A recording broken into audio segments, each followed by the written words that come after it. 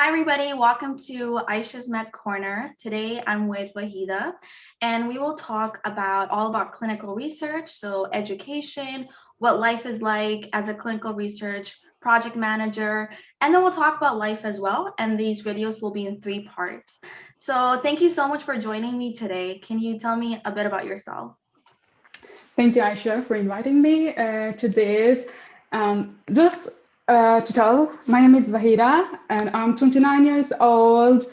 I'm originally from Afghanistan, and I don't know, Aisha, if you knew that I am born and brought up in India. Oh, okay. Yeah, I moved to Sweden for like 18 years ago, approximately. Mhm.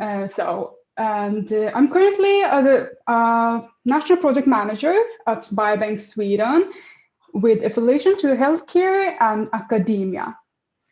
Okay. Maybe you want to know what Biobank Sweden is? Yes, Or yes. What is because bio? a lot of people like ask me, what is Biobank Sweden? Yeah. And just like a short, Biobank Sweden is a national infrastructure for biobanking where healthcare, academia, industry, and patient organization collaborate together to attain good healthcare and boost biomedical research.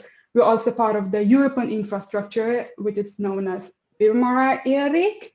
Mhm. So just a little bit short about my background. Okay, so Biobank, it deals with healthcare research. And Yeah, okay, so we'll talk more about your role in the next part. But what did you study in undergrad in university? yes. I have a bachelor in biomedical laboratory science, and I did a master's in biomedicine. Okay, so both degrees were in biomedicine. And were you always interested in science, or was there like a particular event that happened in your life and you were like, research is for me?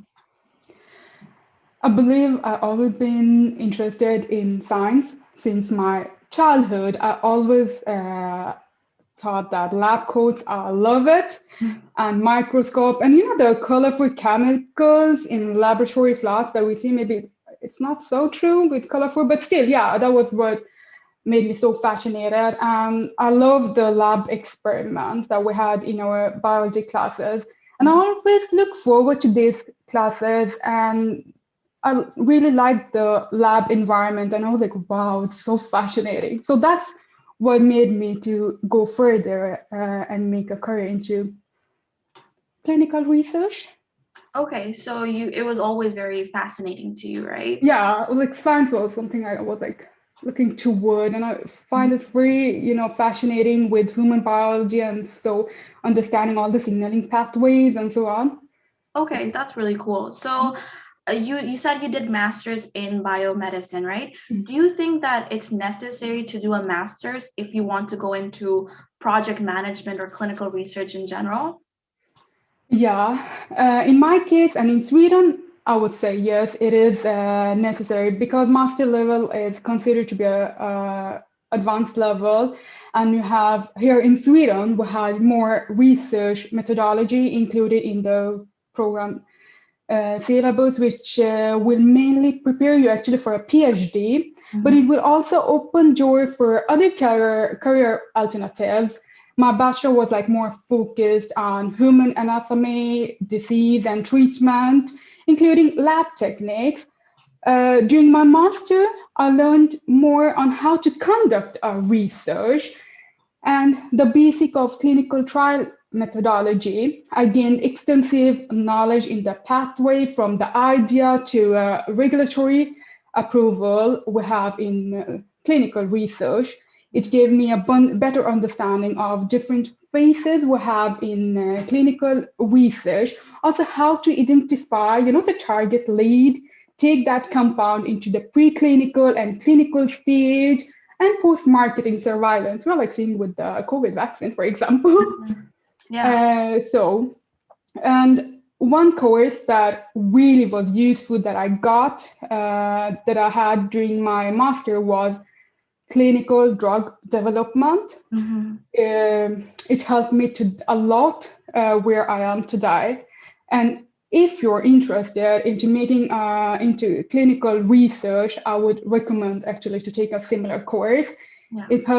It helped me to understand how to conduct a clinical trial in according to like GCP guidelines, we have to like focus on study protocol, biostatistics that's going to be included in your protocol, and the basic monitoring that we have in clinical trials, and also the regulatory procedure and the regulatory authorities that we have, such as EMA and FDA. So I really recommend people, if you're interested, take a clinical drug development course or a course in clinical trial is also known. So what I'm getting is undergrad was mostly theory, but master's is what gave you practical skills for clinical research. Yeah, practical skill and more into the research methodology. That's what I think that I got, which I couldn't get during my bachelor's. Okay. And in your master's, was it a course-based master's, or did you conduct research as well as your project? I had 15 credits, it's 30 credits I had to take a research project. So I was involved in a research project. It helped me a lot because I was involved into creating the study plan and how to conduct. I learned different methods. But I also had the opportunity to have it 1 year research project, which I didn't actually take. Instead, I take this 30 credit, I take that course in clinical drug development. And when I took that, I was like, wow, there's so many careers. I don't need to actually do a PhD in order to get into clinical research. And that's what my actually plan was from beginning, because I got a PhD offer later to do in England, in UK, but I just said no to that. As I was like, no, I know how I can make a career in clinical research. Okay. And so PhD, when I think about that, I think more in teaching capacity. So if you had gone to the PhD route, what career could you have if you went with a UK offer? I think it depends. When you're doing a PhD, it's very important what you want to do after. That's very important. And I have a lot of colleagues that have a PhD and doing the same thing. So you have to actually know it will help you a lot being in clinical research, but at the same time, it's 4 years you're spending. During these 4 years, I got myself from a clinical research associate, which is a junior role, into project management. After doing a PhD, it would be very tough for me to get into project management, as I need to start. Certain things are in a certain way. I need to go into CRA, which is clinical research associate. That's what my colleagues been doing. It's not easy to get into project management. So I had to, like, after 4 years doing a PhD, I had to go out there and do a CRA role, join, and then into project management. So there will be a delay, and it depends. I think for me, PhD at that time was not. Okay. I'm very happy with the choice that I made. That's good. So you're saying that if you did the PhD, you still would have done the clinical research associate, then gone to project management. So it was just more delayed. You were able to do that in a shorter time frame, right? Yeah. And what other careers are available as a PhD person? If you like, let's say you don't want to go into clinical research, project management. You can have your own research group, but it will take a little bit long time. And what I was actually, I was very interested. I thought that I will become a researcher, but what I learned that researchers, they spend a lot of time in doing administrative work and regulatory, like applying for grants and applying to authorities. So it's just not to like start, finding treatment. It's a very long process, which actually my parents doesn't understand. They're like, oh, you can come with many treatments, and solve the problem. I'm like, Mama, it's not working like this. We have a lot of steps to go through. Yeah, so it sounds like a very time-consuming, lengthy process. Okay. And what experiences in your high school and undergrad helped you prepare for your current position? So let's say there's younger people, students out there, they're interested in research, especially with coronavirus, the COVID vaccine. They're interested in this career. What can they do to really explore this career? Yeah, actually, I have worked, what I did, I have worked and done internship in labs, and I also worked as study coordinator for a CRO company, which is Clinical Research Organization company, while doing undergrad. And it helped me a lot as I gained a lot of experience in a very short time. And it helped me also understand how the other healthcare personnel and the healthcare process from sampling to diagnostic, which I'm actually using it today. And also one thing, usually we take the research into healthcare, and when designing a protocol, you need to understand the staff at the site, which is at the hospital. They have so many other commitments, and we cannot come from outside with a complex protocol, what I learned, which will be eventually good on paper, but the compliance will be very low. So it's very good to actually be on the other side and understand these staff that are doing, they have other commitments except running a trial or research. And that's actually one of the reasons why a clinical research will fail and will be also slow, because the compliance is low due to the complex protocol. And another thing that I learned when I was working at the lab, I knew what type of methods and diagnostic tools that are available in the hospital and how the sample need to be processed for different methods, which helps me today planning a sampling protocol. I would say so. If you and take every opportunity you get, don't be like, in the beginning, I was just taking all the opportunities that I got because I was considering it an opportunity to learn more, and it totally helped me. Yeah, so you're saying go out in the labs, volunteer, get internships. And I like how you said that sometimes you need to look at like when there's a clinical trial, you have to look at its application, and sometimes such treatments don't have compliance rates or they're not practical. So I like that. Okay, so were there any barriers or anything that made it more difficult for you to reach your final career? Like whether that was faced as a female or whether from your cultural background or just in general getting to that position, did you face any barriers? Actually, if you did comment that my choice would not take me to this position, and you mentioned a little bit that I did biomedicine all the way, but no, it's actually not that.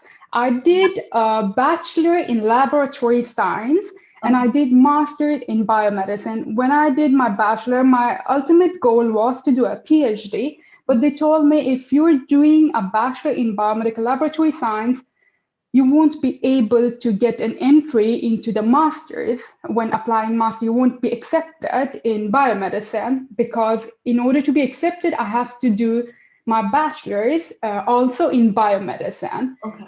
But the reason I actually did my bachelor in laboratory science was that it's a protected title,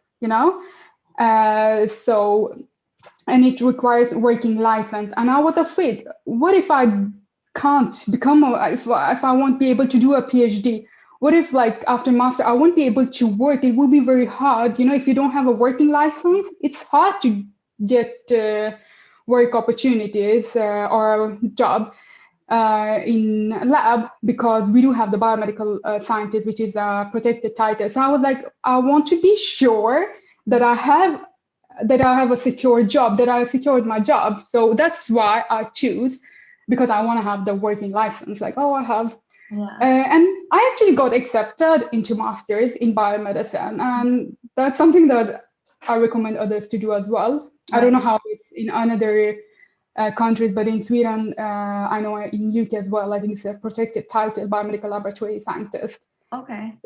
So if it's a protected title, means you have to have certain education in order to be able to perform that job. So that's one thing.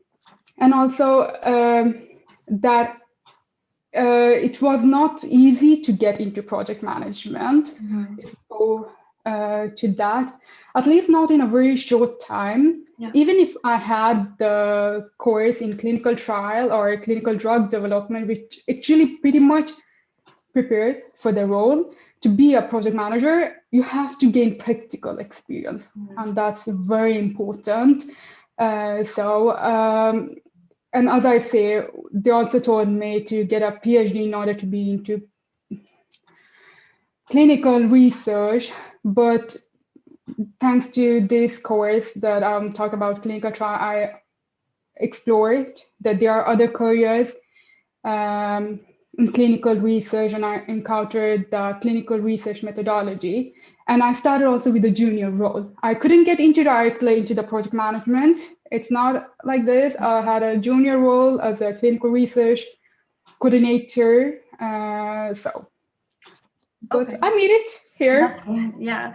So I'm not sure if there's a equivalent degree in Canada for Bachelor's of Laboratory Sciences, but it's good that it's a protected title and it offers you a practical application, because I know a lot of bachelors nowadays, you can't get a job relevant to the field unless you do postgraduate studies, whether that's masters, whether that's certifications, especially in the sciences. I feel like if you do bio or chemistry, it's very competitive and it's very hard to find a Yes, research position right out of I university. totally agree with you. So you have to do your own research and your own career plan. And also don't listen to other people. It's good to be open and take advice, but at the end of the day, it's your own journey. You have to take your own decision. And that's something, if I had changed, like I know many told me that, no, you're not going to get into biomedicine. And I know some of them I met, I was like, hey, I was like, how did you get into I was like, yeah, here I am. I actually had a great grade, but that's another way to come. I did my university or my bachelor's. I went out with distinction. So that helped me actually to get into master in biomedicine. And then also, instead of doing 1 year research project, I took 30 credits, and I was like, whoa, this course, clinical drug development, sound interesting. And not many people or many students in our class took that course. I was very few of those that took this course, and it helped me super a lot. So no, I feel like a lot of people are super negative, and I've had that experience too. They always try to get you to back down from your goals if it's too ambitious, but honestly, it's your life, and you don't want to have that regret when you, like, later on when you're older, you're like, I wish I did that, but I listened to some negative person telling me you can't do it, right? So what I gathered from, because this is my first time learning about clinical project management, so I want to make sure I'm understanding. So you're saying that get practical experience, do internships, go work at labs. Also, in terms of bachelor's, that course that you're talking about in master's, the clinical research. It's clinical drug development, but it's also known as clinical trials, or a course or training in clinical trials. That's something that I really recommend, because that's something that you can use it in your CV. If you tell them, okay, let us say that you don't have any practical experience and you want to get into clinical research. If you have the course or a training in clinical trials and not have the knowledge of GCP, which is good clinical practice, and add it in your CV, you will say that, here, listen, here I have that course in my academic background, and now I'm willing to gain practical experience. That's actually how I got into, and I'm still using that. And also try to get into a junior role. Take whatever opportunity you get in clinical research, try with junior or entry-level jobs. And once you're in the field, try to shadow someone or other in senior roles, and be active, and don't be afraid to ask questions and share your thoughts and ability. That's how it happened with me. I was being able to share and tell them what I was thinking about certain topic. And with time, also increasing your responsibilities. Once you get a junior role, Okay, you start doing and try to like increase with time your responsibility. Networking is super important, doing it. And another also, if you want to get into senior role into the clinical research, I would suggest many times I would say getting into project management is easier if you do it within the company, which actually I made from within the company. They knew who I was. I'm very ambitious and they trusted me and my abilities.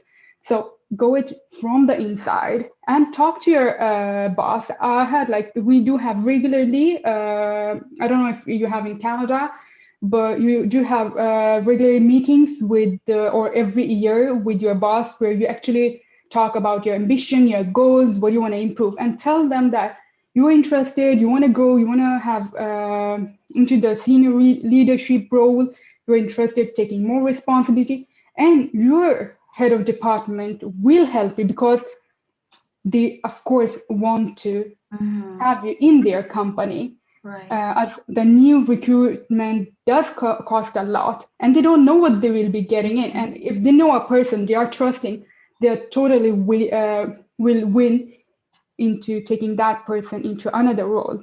So that's something that I recommend going from within the company.